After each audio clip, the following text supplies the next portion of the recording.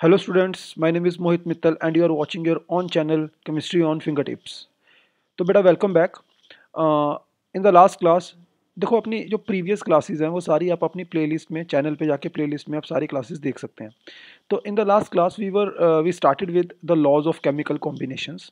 तो हमने पढ़ा था कि there are total 4 laws of chemical combinations, जिसमें से 2 लॉज जो हैं वो हम ऑलरेडी डिस्कस कर चुके थे, that is law of conservation of mass and the law of multiple proportion. बेटा आज हम लोगों ने डिस्कस करने हैं law of definite proportion, law of definite proportion, ठीक है, and law of reciprocal proportion. तो बेटा हम एक एक करके दोनों लॉज को डिस्कस करेंगे। तो पहले हम बात करेंगे लॉ ऑफ डेफिनेट प्रोपोर्शन की। अब बेटा देखो डेफिनेट प्रोपोर्शन का लॉ कहता क्या है, चलिए पहले इसको अंडरस्टैंड करते हैं, उसके बाद हम इसके ऊपर बेस्ड एक क्वेश्चन भी डिस्कस करेंगे, ठीक है, ताकि हमें प्रॉपर समझ आ जाए। तो it states that, write down, it states that the ratio of mass of elements, the ratio of mass of elements is always same irrespective of the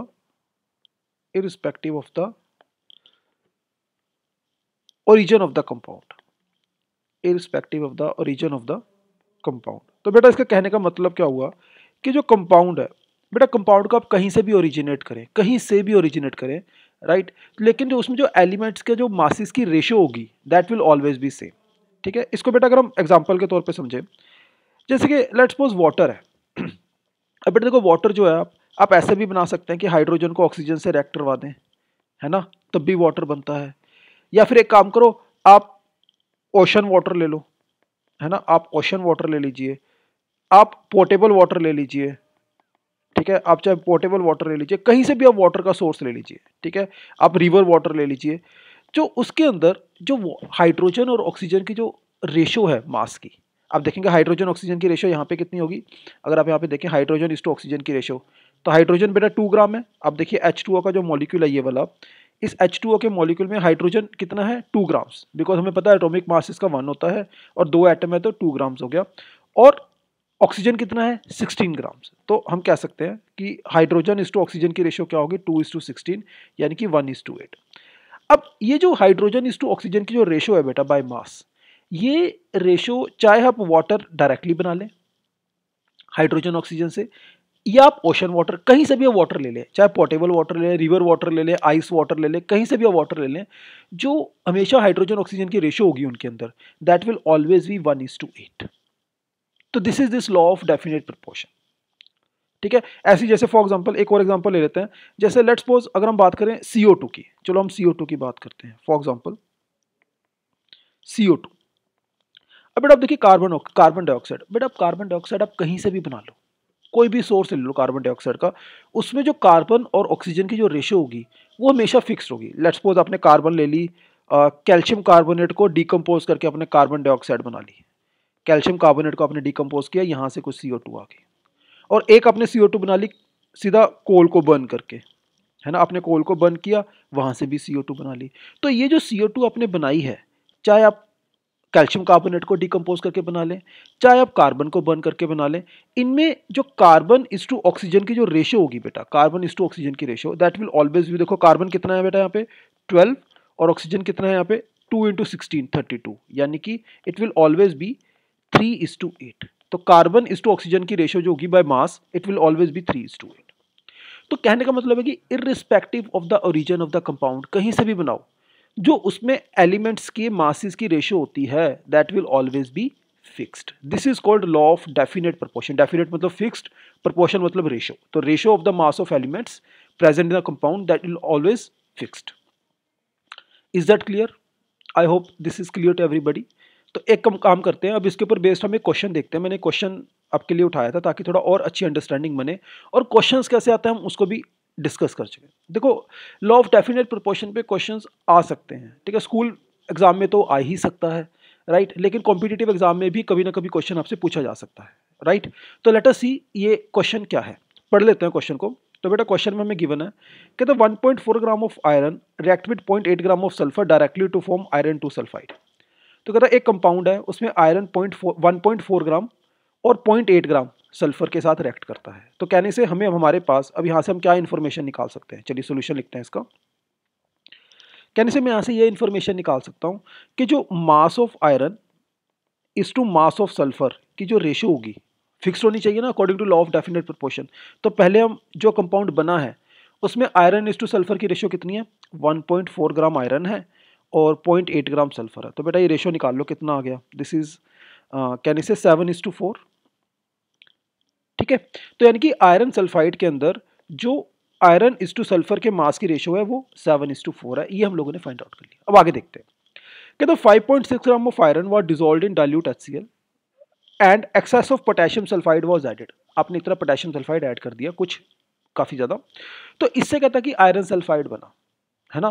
तो कहता कि अगर law of definite composition is followed, अगर हम law of definite proportion या definite composition को अगर हम फॉलो करें तो हमने बताना है कि how much iron sulphide is formed in the second case. आपको बताना है इस केस में, ये वाला जो केस आपने लिखा है इसमें आयरन सल्फाइड कितना बना होगा। अब देखो बेटा इसमें आयरन सल्फाइड कितना बना होगा, अब सोच के देखिए कि जो आयरन है वो कितना रिएक्ट किया, 5.6 ग्राम। तो हम ये देख लेते हैं कि 5.6 ग्राम के साथ अब कितना सल्फर रिएक्ट कर रहा है, बिकॉज हमें पता है कि आयरन और सल्फाइड जब भी रिएक्ट करके रिएक्ट करेंगे तो उनके मासेस की रेशियो क्या होगी, 7:4। सो लेट्स सी कैसे आगे हम प्रोसीड करेंगे।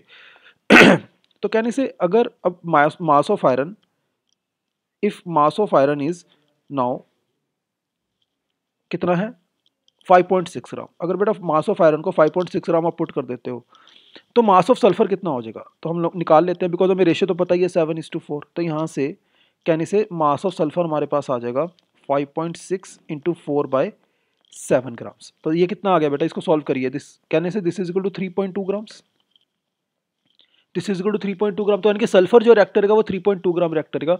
तो कहने से मास ऑफ आयरन सल्फाइड जो रिएक्ट करेगा आपके पास या बनेगा formed, mass of iron sulphide formed कितना हो जाएगा। देखो मास ऑफ आयरन कितना रिएक्ट किया, 5.6 ग्राम, है ना, और मास ऑफ सल्फर कितना रिएक्ट किया, 3.2 ग्राम। तो total mass of iron sulphide कितना बन जाएगा बेटा आपके पास, कहने से 8.8 grams. So 8.8 gram is the right answer. 8.8 gram is the right answer for this question. तो ये क्वेश्चन इस तरह से करना था। आई होप आपको law of definite proportion clear हो गया होगा। बस कहने का मतलब मैं आपको एक बार फटाफट रिपीट कर देता हूँ कि जो एलिमेंट्स की रेशियो है एक कंपाउंड के अंदर वो हमेशा फिक्स होती है ना, irrespective of the origin of the compound. या आप आयरन देखो अब इसमें कैसे लग गया कि आयरन और सल्फर को या तो आप डायरेक्टली रिएक्ट कर लो तब भी आयरन इज टू सल्फर की रेशियो उतनी ही रहेगी, या फिर आप आयरन सल्फाइड को इनडायरेक्टली प्रिपेयर करें। इनडायरेक्टली कैसे प्रिपेयर किया कि आयरन को पहले अपने रिएक्ट कराया HCl के साथ, फिर उसकी अपने रिएक्शन कराई पोटेशियम सल्फाइड के साथ, तो जो आयरन सल्फाइड बना उसमें भी तो रेशियो वही रहेगी अकॉर्डिंग टू दिस लॉ, है ना। तो हमने उसी चीज का फायदा उठाया and we found out the answer. Is the question clear to everybody?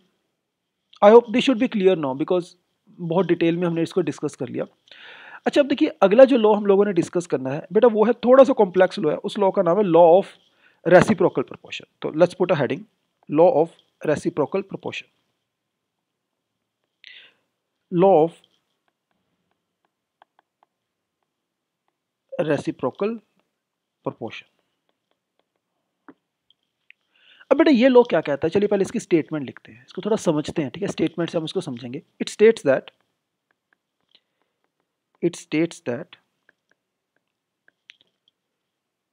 The ratio of, देखो यहां पे ना हम दो रेशो की बात कर रहे हैं, ध्यान से सुनना। The ratio of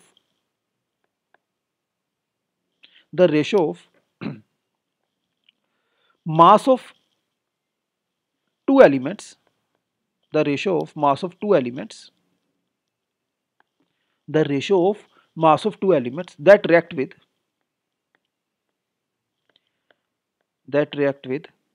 fixed mass of another element is either same or a simple whole number multiple of, or a simple whole number multiple of, किसका बेटा, multiple of the ratio of elements of mass of elements, the ratio of mass of elements when they react with each other, when they react with each other, when they react with each other. ठीक है, अब देखिए इस ये जो law है इसको आप स्टेटमेंट को पढ़ लीजिए, मैं एक बार आपके लिए दोबारा पढ़ देता हूं, ध्यान से सुनना। क्या कह रहा है?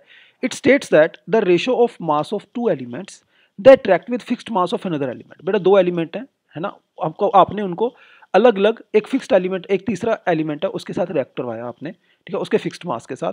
तो कहता वो जो उनके मासेस की रेशियो आएगी, कहता वो या तो सेम होगी, either same or a simple whole number multiple of the ratio of the mass of elements when they react with each other, when they react with each other, it means कि जब वो दो element आपस में react करेंगे, वो जिस मास की रेशियो में रिएक्ट करेंगे उससे वो जो पहली वाली रेशियो है वो या तो सेम होगी या फिर उसका होल नंबर मल्टीपल होगी। तो मैं इसका मतलब आपको समझाता हूँ, देखो कैसे। इसे हम एक एग्जांपल से समझते हैं, एग्जांपल से ये चीज हमें ज्यादा अच्छे से क्लियर होगी। फॉर एग्जांपल बेटा हम मान लेते हैं, हम तीन एलिमेंट ले लेते हैं, ठीक है, देखो सुनना ध्यान से। Let us take carbon, hydrogen and oxygen, ये तीन एलिमेंट हमने ले लिए। तो ये क्या कह रहा है? ये कह रहा है कि हाँ जी बेटा, अब ना एक काम करो, आप ये चेक करिए कि जो हाइड्रोजन है और जो ऑक्सीजन है ना, ये दो एलिमेंट हैं, ये आपने फिक्स्ड मास ऑफ कार्बन के साथ आप रिएक्ट करवा रहे हो, फिक्स्ड मास ऑफ कार्बन के साथ आप रिएक्ट करा रहे हो। हमें पता है कि ये जो एलिमेंट है हाइड्रोजन, जब कार्बन से रिएक्ट करता है तो क्या बनाता है? CH4। ऑक्सीजन जब कार्बन से रिएक्ट करता है तो क्या बनाता है? CO2। और हाइड्रोजन और ऑक्सीजन जब आपस में रिएक्ट करते हैं तो क्या बनाते हैं? H2। चलिए, अभी हमने ये दो एलिमेंट्स को रिएक्ट करवाया है with the fixed mass of carbon, and हम कार्बन का मास फिक्स कर देते हैं। Let us fix the mass of carbon, fixed mass equals to 12 grams. हमने कार्बन का मास फिक्स कर दिया 12 ग्राम्स, ठीक है। तो अब देखिए बेटा 12 ग्राम कार्बन के साथ हाइड्रोजन कितना रिएक्ट कर रहा है और ऑक्सीजन कितना रिएक्ट कर रहा है। चलिए रेशियो निकालते हैं। तो mass of hydrogen is to mass of oxygen की रेशियो है, दैट रिएक्ट, किस कौन सी रेशियो है ये? That react with fixed mass of carbon, है ना। और कार्बन का फिक्स मास हमने क्या कर लिया? 12 ग्राम्स मान लिया। तो अब मुझे बताओ कि 12 ग्राम कार्बन के साथ हाइड्रोजन कितना रिएक्ट कर रहा है। अब देखो 12 ग्राम कार्बन के साथ हाइड्रोजन कितना रिएक्ट कर रहा है इस कंपाउंड के अंदर, कितना रिएक्ट कर रहा है? कहने से 4 ग्राम्स, है ना, क्योंकि हाइड्रोजन का एटॉमिक मास 1 होता है, 1 × 4 4 ग्राम्स, राइट। तो हाइड्रोजन कितना रिएक्ट कर रहा है? 4।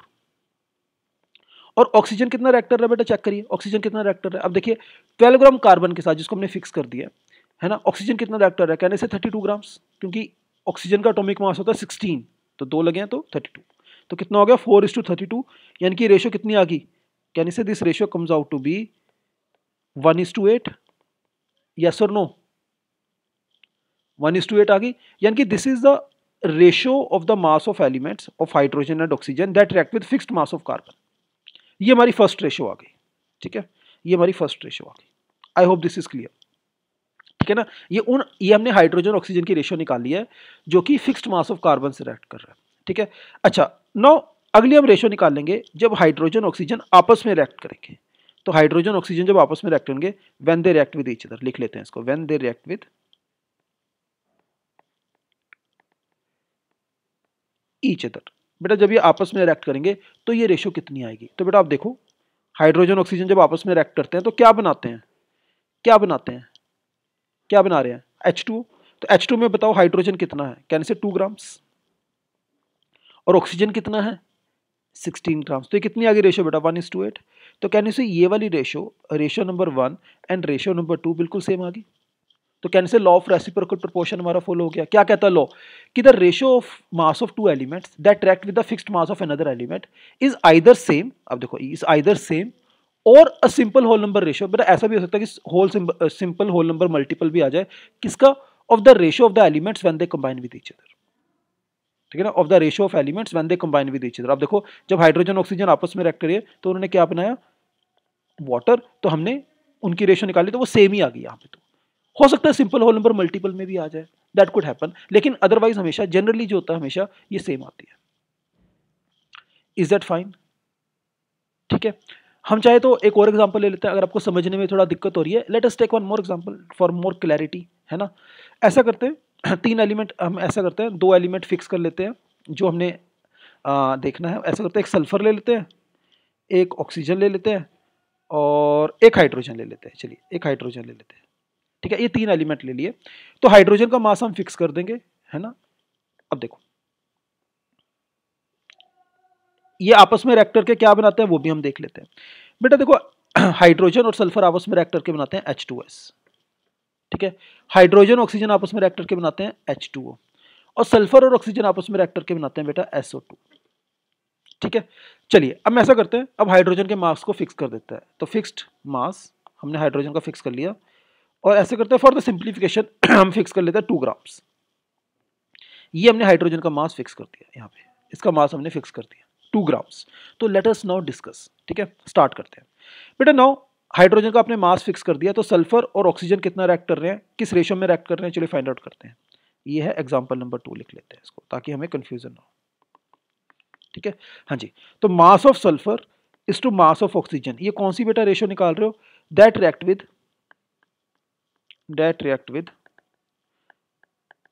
फिक्स्ड मास ऑफ हाइड्रोजन, ठीक है ना।